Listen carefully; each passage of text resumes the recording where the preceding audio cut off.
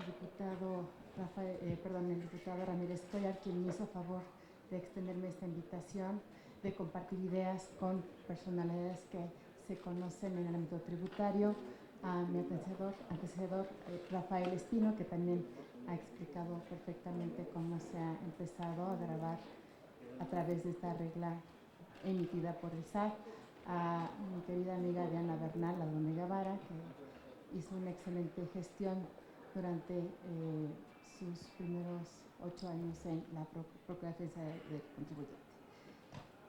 Sin más, y aprovechando estas palabras y este foro de Parlamento Abierto, quiero agradecer por parte del Instituto de Investigaciones Jurídicas de la UNAM, del doctor Pedro Salazar, habernos invitado, y con gusto aceptamos esta convocatoria para ayudar a fortalecer las finanzas en lo que respecta a la tributación de la economía digital.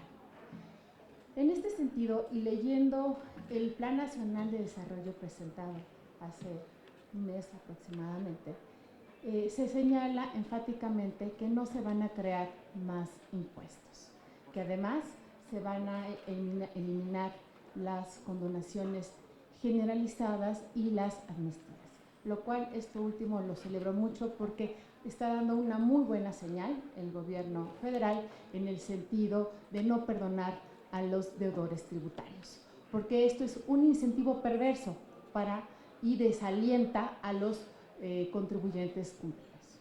En este sentido, y siguiendo la lectura del Plan Nacional de Desarrollo, también se señala que en México hay una brecha muy importante de la conectividad del Internet.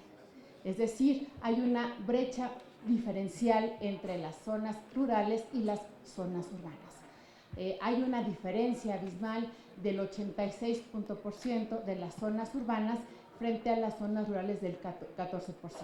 Y dentro de este 86%, nada más el 70% en zonas urbanas tienen esta conectividad y esta banda ancha. En este contexto, también se señala en el Plan Nacional de Desarrollo que se debe impulsar un sistema nacional de innovación. Y este sistema nacional de innovación claramente tiene que estar dirigido a crear las tecnologías, las nuevas TIC en la República Mexicana. En este sentido, también en el punto 3 de la carta que envió el señor presidente Andrés Manuel López Obrador en el desarrollo 3.7 de desarrollo económico, señala enfáticamente de apuntalar, incentivar lo que es la economía digital. Y aquí es donde yo me voy a centrar, y aquí es donde yo creo que aquí debemos hacer las preguntas pertinentes de cómo impulsar esta economía digital frente a esta brecha digital que existe en la República Mexicana entre las zonas rurales y las zonas urbanas, además del norte y el sur. Es claramente que, por ejemplo, Chiapas tiene un rezago de conectividad importantísimo, así como Oaxaca, Michoacán, Tlaxcala, es decir,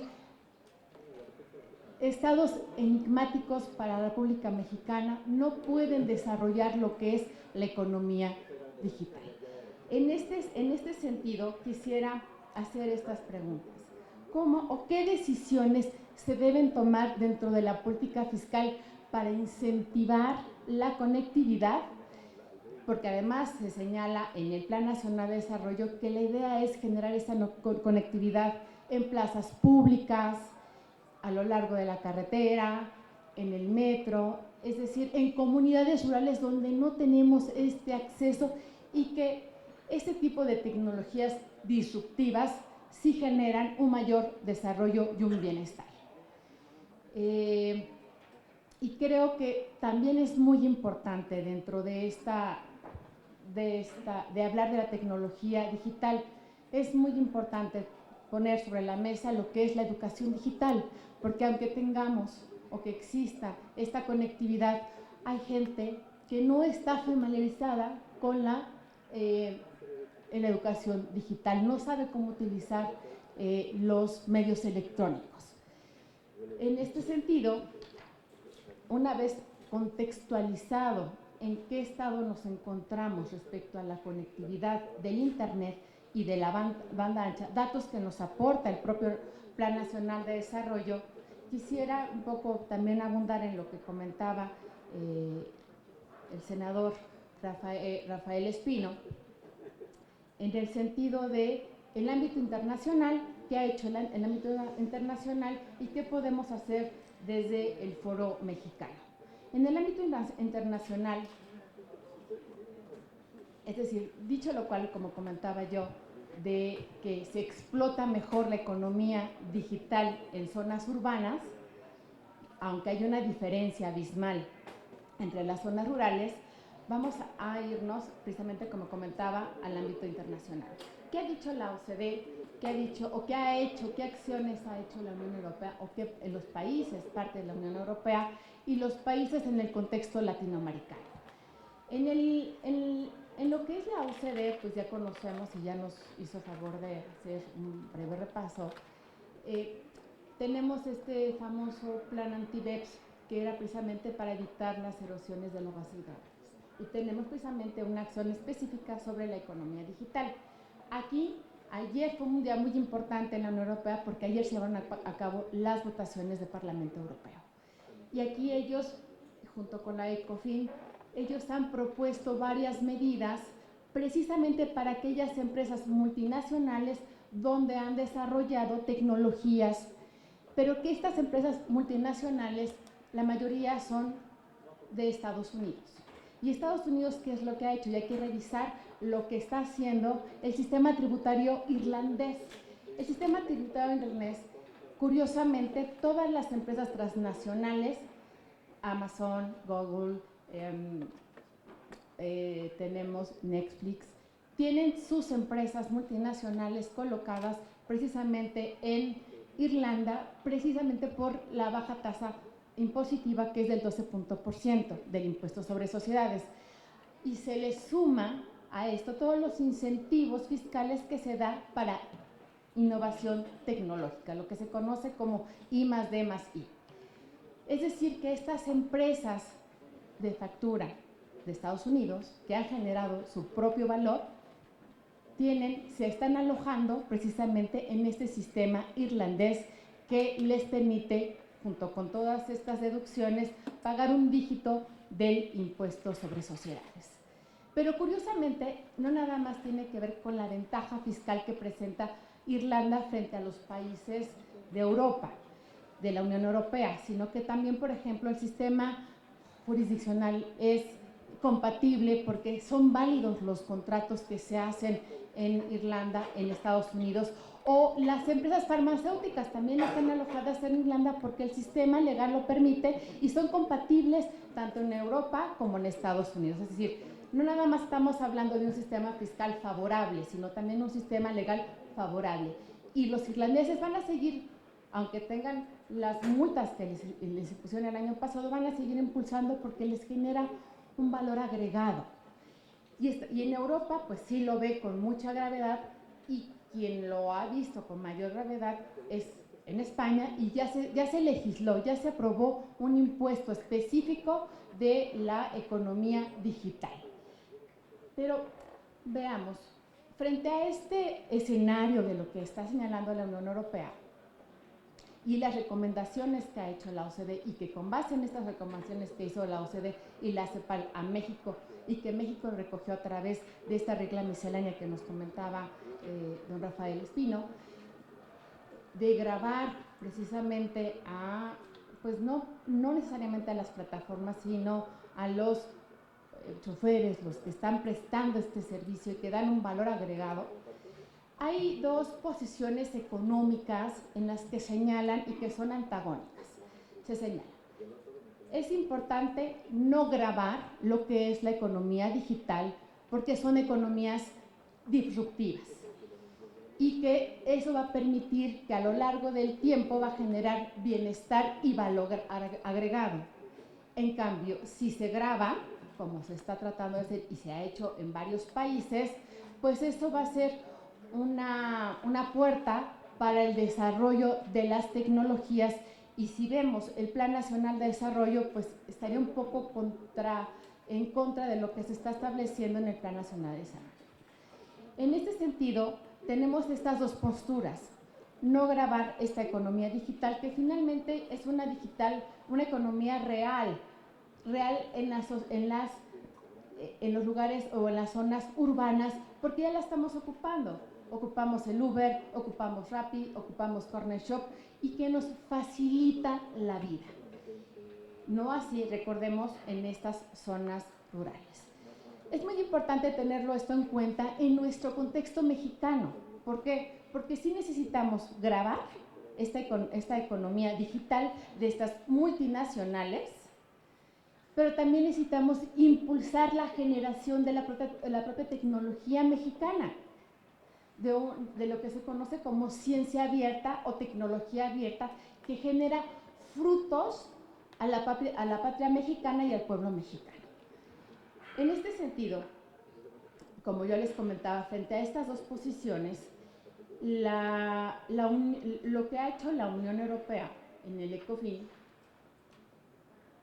y que es pensar precisamente cómo gravar a estas empresas multinacionales donde están radicadas, por ejemplo, en Irlanda, ¿no? Y que prácticamente todo el ingreso se va porque allá está el domicilio fiscal.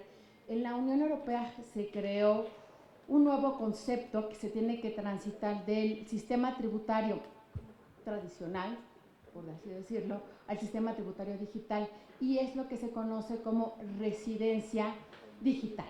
¿Y qué significa el tema de residencia digital? Significa que donde haya mayor afluencia en el Internet, por ejemplo, compras a través de vía Amazon, eso se tiene que grabar en el lugar donde exista esa mayor afluencia, es decir, deslocalizar.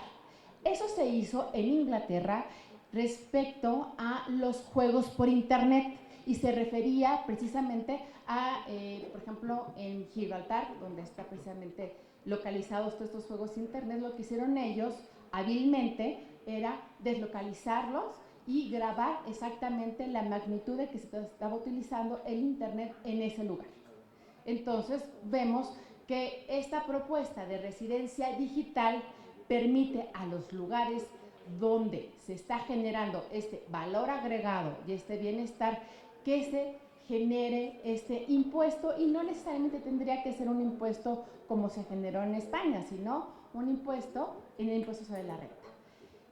Creo que es una muy buena iniciativa, pero tendríamos que verlo o teníamos que armonizarlo con el Plan Nacional de Desarrollo, y es decir, sí generar estos incentivos de I+D que vienen instrumentados y que sean instrumentados a través de decretos presidenciales para generar incentivos en tecnologías nacionales. Es muy importante que el Estado mexicano invierta en tecnología, en las TICs, porque si no, de nada sirve que se siga grabando la economía digital, porque eso depende de Estados Unidos.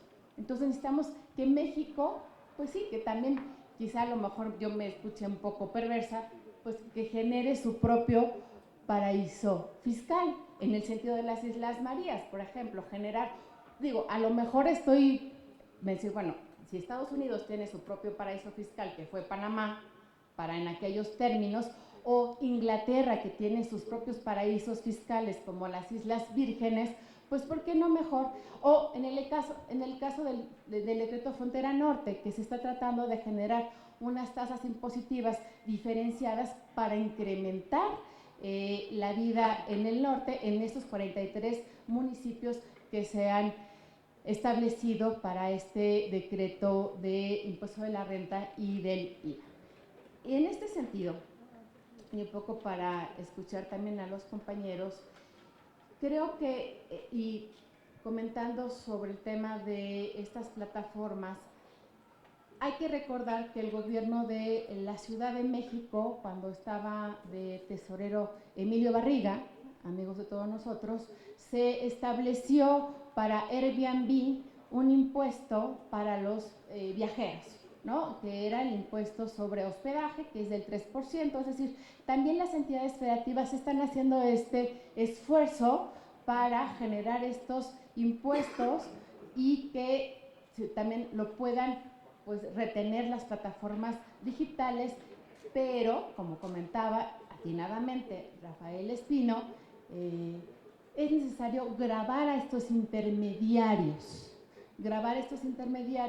que a través de lo que es el Internet de las cosas está permitiendo un bienestar y un valor agregado, pero aquí les digo, es muy importante establecer o poner sobre la mesa estas dos visiones de los economistas, grabar o no grabar y dejar que se genere y que genere estos aprovechamientos para que México genere su propio bienestar y su propia tecnología. Muchísimas gracias y hasta aquí me quedo. Que tengan buenos días.